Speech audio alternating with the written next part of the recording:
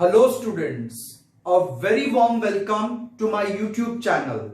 Students, हमने अपने previous lecture के अंदर एसेक्सुअल रिप्रोडक्शन को डिस्कस करना स्टार्ट किया था और एसेक्सुअल रिप्रोडक्शन की 5 कैटेगरीज हमने डिस्कस कर ली थी और आज हम एसेक्सुअल रिप्रोडक्शन की 6th कैटेगरी वेजिटेटिव प्रोपेगेशन को डिस्कस करने वाले हैं।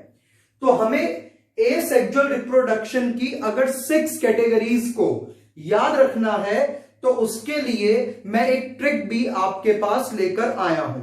तो एक छोटा सा निमोनिक है एसेक्सुअल रिप्रोडक्शन की 6 कैटेगरीज को याद रखने के लिए।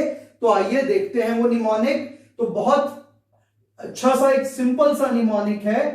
बडिंग के लिए हम लेंगे बी, फ्रेगमेंटेशन के लिए एफ, यहां फिजन से उठाएंगे एफ आई और इससे लेंगे आर ई रीजनरेशन का, और वेजिटेटिव और स्पोर यहां से इसको एज सच पिक करेंगे। तो हमारा निमोनिक क्या बन जाता है? बॉयफ्रेंड फिरे वेजिटेटिव स्पोर के लिए। तो निमोनिक क्या बन गया? बॉयफ्रेंड फिरे वेजिटेटिव स्पोर के लिए। तो ये आपको याद रखना है mnemonic for types of asexual reproduction. तो हमारे पास एसेक्सुअल रिप्रोडक्शन कितने टाइप का है? 6 टाइप का। Number 1 budding, 2 fragmentation, 3 fission, 4 regeneration, 5 vegetative propagation and 6 spore formation. और इसको याद करने के लिए आपको ट्रिक क्या बताई है? बॉयफ्रेंड फिरे वेजिटेटिव स्पोर के लिए। तो एसेक्सुअल रिप्रोडक्शन की ट्रिक क्या हुई? बॉयफ्रेंड फिरे वेजिटेटिव स्पोर के लिए। बॉयफ्रेंड फिरे वेजिटेटिव स्पोर के लिए। तो ये 6 टाइप्स के एसेक्सुअल रिप्रोडक्शन को याद करने के लिए आपको एक सिंपल सा निमोनिक दे दिया। अब चलते हैं अपनी लास्ट कैटेगरी वेजिटेटिव प्रोपेगेशन को डिस्कस करने के लिए। तो आइए देखते हैं वेजिटेटिव प्रोपेगेशन का मतलब क्या होता है। प्रोपेगेशन का मतलब है टू प्रोड्यूस, यानी कि कुछ न्यू प्लांट्स को बनाना। और वेजिटेटिव का मतलब होता है part other than sexual part. तो अगर प्लांट का कोई भी part other than sexual part की अगर हम बात करें और प्लांट के अंदर सेक्सुअल पार्ट क्या होता है? फ्लावर। और नॉन सेक्सुअल पार्ट्स क्या कहलाते हैं? Vegetative part. तो ये नॉन सेक्सुअल पार्ट हैं कि जो सेक्स में, जो सेक्सुअल रिप्रोडक्शन के अंदर पार्टिसिपेट नहीं करते। तो नॉन सेक्सुअल पार्ट्स क्या कहलाएंगे? Vegetative parts. और वेजिटेटिव पार्ट्स के एग्जाम्पल क्या हो जाएंगे? Stem, leaf, root etcetera. तो root, stem and leaf, these are vegetative parts of the plant, whereas flower is sexual part of the plant. तो हम यहां पर डिस्कस करने वाले हैं कि कैसे बिना फ्लावर के कोई प्लांट न्यू प्लांट को प्रोड्यूस कर सकता है। तो ये बहुत सिंपल है। तो देखिए इसकी डेफिनेशन क्या बनती है? It is a mode of reproduction in which new plants are produced from vegetative parts of the plant like root, stem, leaf etcetera. अगर कोई नया प्लांट बने with the help of root, stem and leaf, तो इसको कहा जाएगा vegetative propagation. तो अगर कोई प्लांट किसी नए प्लांट को बर्थ दे with the help of root, stem and leaf, तो उसको हम कहेंगे कि यहां पर वेजिटेटिव प्रोपेगेशन का यूज हुआ। लेकिन अगर कोई प्लांट सीड से बनता है तो वहां पर सेक्सुअल रिप्रोडक्शन आ जाता है। लेकिन यहां पर सीड या फ्लावर का यूज नहीं होगा। यहां हम नया प्लांट बनाएंगे रूट, स्टेम या लीफ से। तो अगर किसी स्टेम, रूट या लीफ से कोई नया प्लांट बनता है तो उस कंडीशन को कहा जाएगा वेजिटेटिव प्रोपेगेशन। और जिस पार्ट से नया प्लांट बना है उस पार्ट को कहेंगे वेजिटेटिव प्रोपेग्यूल। तो वेजिटेटिव प्रोपेग्यूल क्या होता है? It is the part of the plant from which new plant is generated. तो जैसे किसी रूट से या किसी स्टेम कटिंग से अगर एक न्यू प्लांट बना तो स्टेम क्या कहलाएगी? Vegetative propagule. और अब देखते हैं हम वेजिटेटिव प्रोपेगेशन के टाइप्स। तो वेजिटेटिव प्रोपेगेशन 2 टाइप्स का होता है, one is natural and other is artificial. अगर कोई प्लांट अपने आप अपनी स्टेम, रूट या लीफ की हेल्प से न्यू प्लांट बना दे तो हम उस कंडीशन को कहेंगे नेचुरल वेजिटेटिव प्रोपेगेशन। और अगर कोई नया प्लांट बने और उस प्लांट को बनाने में किसी वेजिटेटिव पार्ट का इस्तेमाल हो लेकिन ह्यूमन इंटरवेंशन के साथ, तो उसको कहेंगे आर्टिफिशियल वेजिटेटिव प्रोपेगेशन। तो अगर किसी गार्डनर ने किसी स्टेम की कटिंग को लगा करके एक न्यू प्लांट तैयार किया तो वो आर्टिफिशियल वेजिटेटिव प्रोपेगेशन है। और अगर कोई प्लांट स्टेम या रूट या लीफ की हेल्प से खुद प्रोड्यूस हो गया तो वो नेचुरल वेजिटेटिव प्रोपेगेशन है। तो आइए इसको थोड़ा डिटेल में डिस्कस करते हैं। तो हमारे पास प्लांट के 3 वेजिटेटिव पार्ट्स यहां मौजूद हैं, स्टेम, लीफ एंड रूट। तो स्टेम जो है वो हमारे पास 3 डिफरेंट टाइप्स में है। Number 1, this is a modification or type of aerial stem, and runner, bulb, tuber, rhizome, sucker, these are other type of stems. For example देखिए जो runner है ये आएगा creeping stem, और bulb से लेकर के sucker तक ये आ जाएगा underground stem। तो हमारे पास स्टेम की 3 टाइप्स होती हैं। स्टेम का जो हिस्सा एयर में सस्पेंडेड है वो कहलाएगा एरियल। जो हिस्सा जमीन के साथ सटकर चलता है, अगर ये लैंड है और इसके साथ जो हिस्सा स्टेम का सटकर चलेगा वो हिस्सा कहलाएगा क्रीपिंग स्टेम। तो जो स्टेम का हिस्सा जमीन से टच रहता है वो क्रीपिंग, जो हवा में रहता है वो एरियल, और जो थोड़ा बहुत स्टेम का पार्ट जमीन के अंदर चला जाए वो कहलाएगा अंडरग्राउंड। तो हमारे पास स्टेम 3 टाइप की हुई, एरियल, क्रीपिंग एंड अंडरग्राउंड। तो एरियल स्टेम का एग्जाम्पल है बुलबिल, और बुलबिल देखा जाता है in the plants like agave. यहां पर आप बुलबिल का डायग्राम भी देख सकते हैं। तो बुलबिल it is a type of bulb. ये बल्ब का ही एक टाइप होता है जो एरियल स्टेम पर मिलता है। तो अगर कोई स्टेम पर आपको बल्ब लाइक स्ट्रक्चर दिखाई दे तो उसको कहा जाएगा bulbil, and it is a flashy bird. और बुलबिल बहुत ज्यादा इंपॉर्टेंट क्वेश्चन है for 1 mark in board exam, और आपके 2014 के बोर्ड एग्जाम्स के अंदर इसको पूछा गया था। तो सीबीएसई बोर्ड में यह क्वेश्चन 1 मार्क में 2014 में आया था। उससे पहले यह क्वेश्चन 2009 में भी देखा गया था। तो 2014 का क्वेश्चन था व्हाट इज बुलबिल। तो bulbil is a modification of aerial stem. तो मैं रिपीट कर रहा हूं एक बार डेफिनेशन फिर से, bulbil is a modification of aerial stem.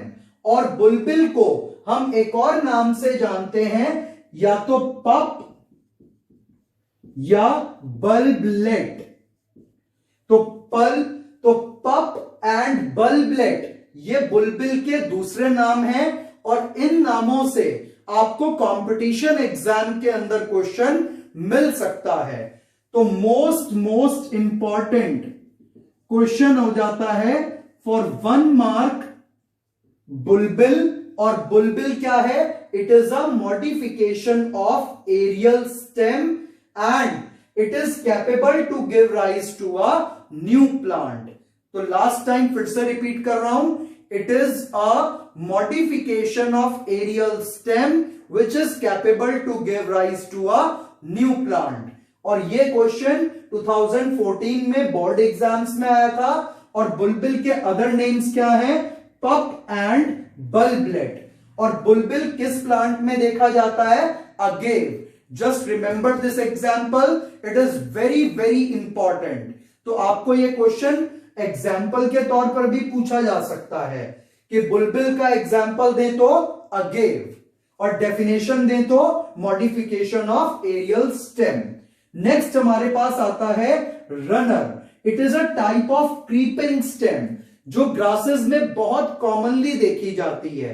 ये ऐसी स्टेम है कि जब किसी ग्रास से ये स्टेम आगे बढ़ती है तो जहां कहीं भी ये ग्राउंड से टच होगी वहां पर ये न्यू ग्रास को बर्थ दे देगी और इस स्टेम को क्या कहा जाएगा? रनर। तो runner is a type of creeping stem which is capable to give rise to a new plant. Next is bulb. तो बल्ब और बुलबिल में डिफरेंस क्या है कि बल्ब होता है अंडरग्राउंड और बुलबिल होता है एरियल स्टेम का पार्ट।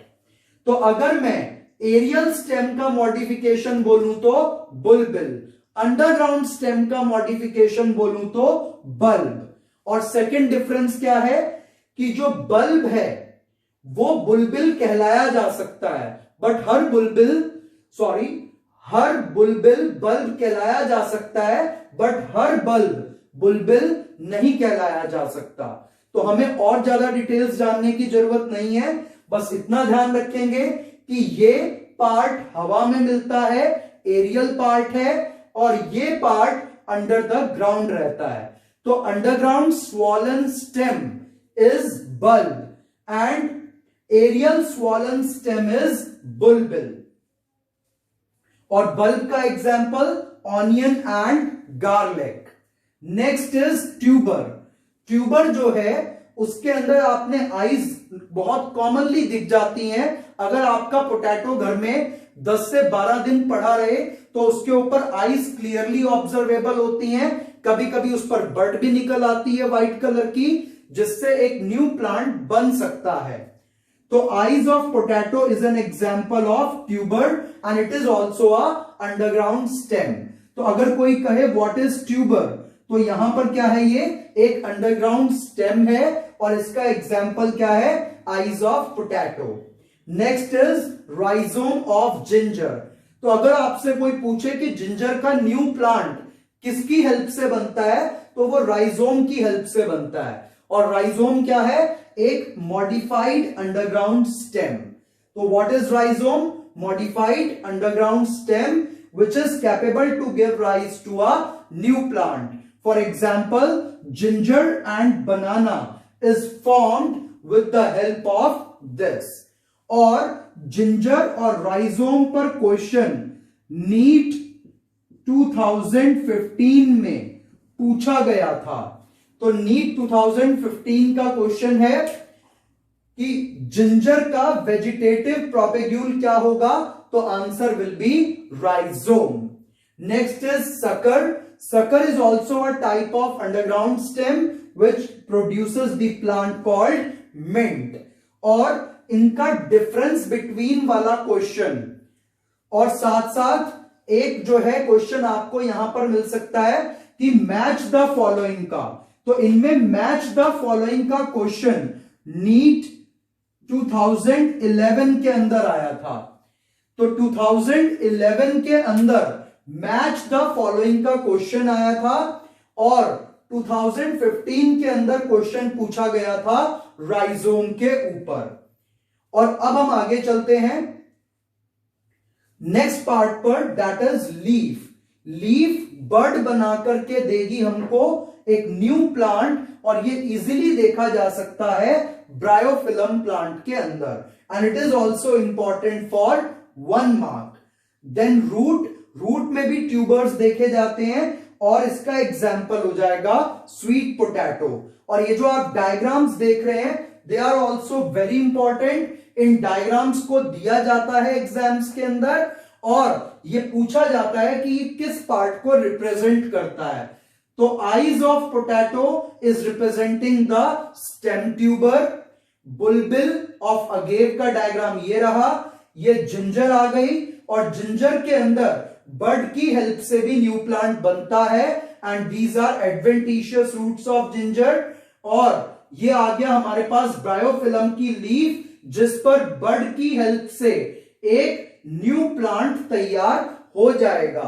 फिर जब ये पेरेंट प्लांट से डिटैच होगा, it will give rise to a new plant.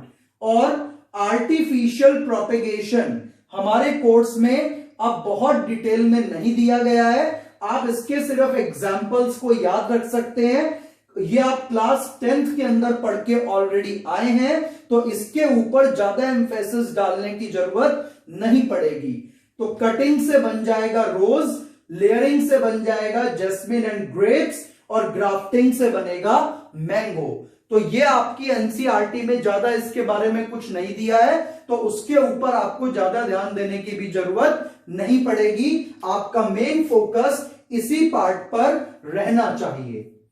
और अब हम कुछ बहुत इंपॉर्टेंट क्वेश्चंस को डिस्कस करने वाले हैं, तो आइए उन क्वेश्चंस को डिस्कस करते हैं।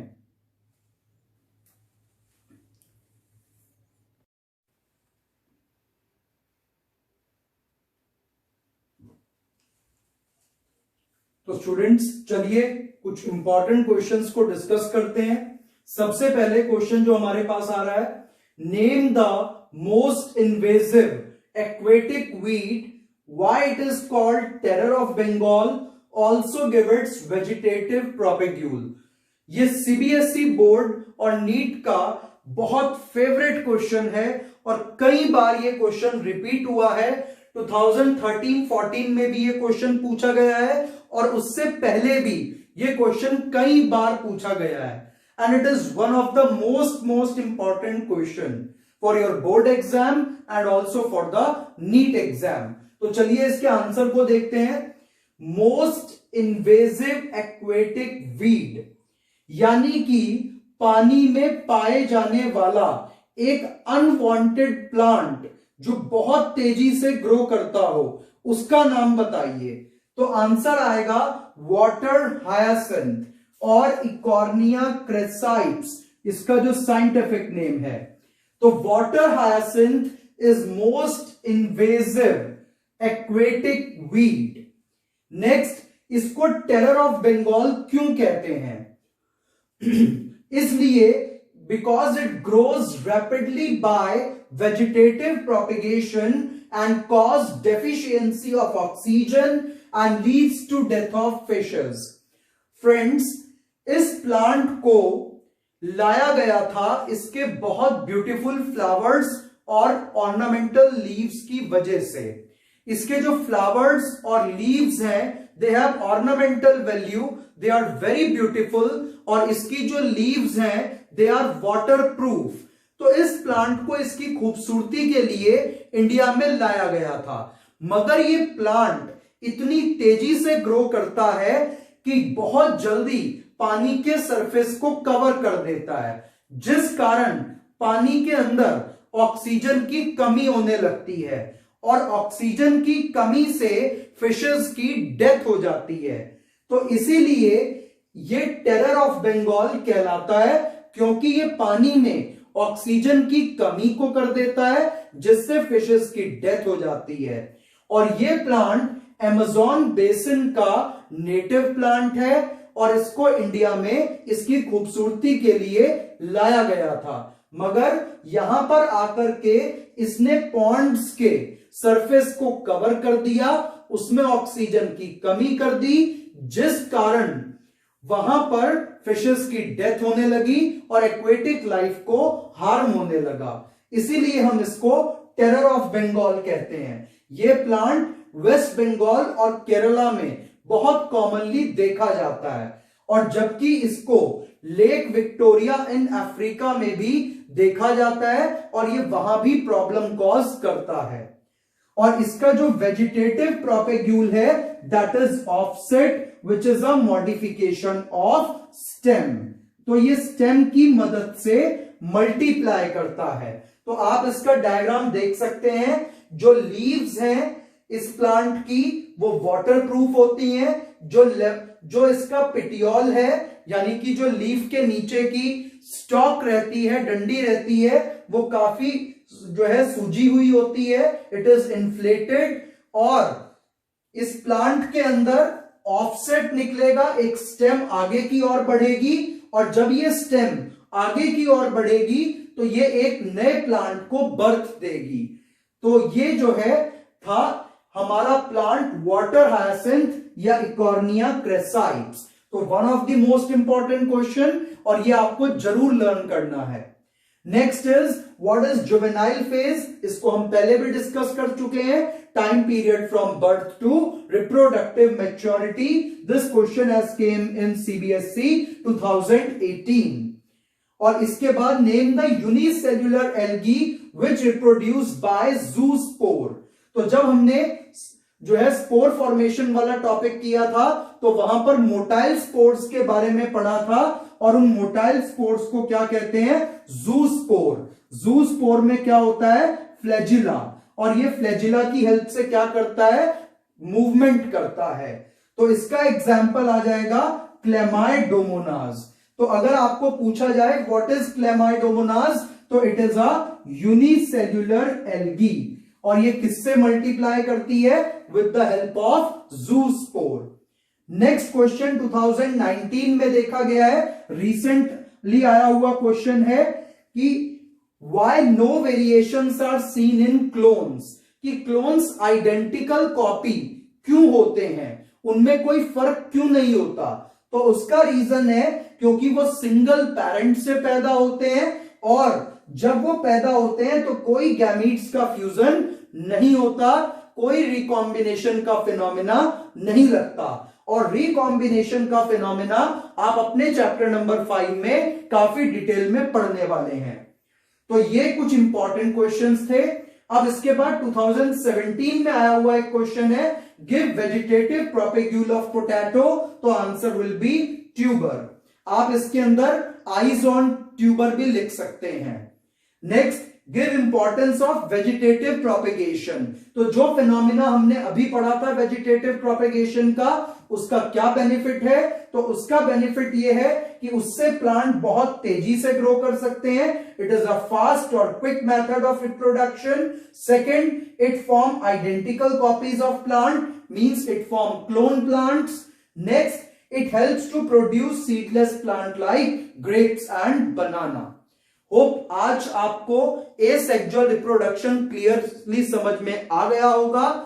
अब हम अपने सेक्सुअल रिप्रोडक्शन वाले पार्ट को नेक्स्ट लेक्चर में कंटिन्यू करेंगे।